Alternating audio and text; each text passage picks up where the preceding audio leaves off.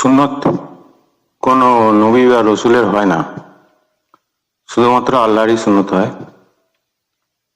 কিন্তু কোরআনে কোন নবী বা রসুলের সুন্নত এরকম কথা কোথাও লেখা নেই। আজাব সূরার 38 নম্বর আয়াতে সুন্নত আল্লাহর এটা লেখা আছে।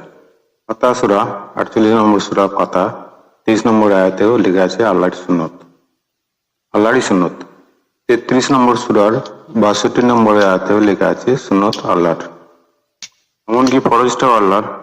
4 নম্বর সূরার 11 নম্বর আয়াতে ফরজ আল্লাহর লেখা আছে। আজাব সূরার 38 নম্বরে ফরজ আল্লাহর লেখা আছে।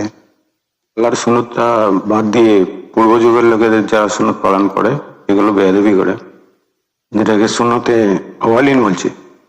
আওয়ালিন অর্থাৎ পূর্ব যুগের বিধান, যেটা আনফালের 38 নম্বর আয়াতে আছে।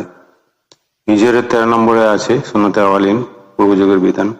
না হলে 24-এ আছে সুন্নতে আওয়ালিন পূর্ব যুগের বিধান।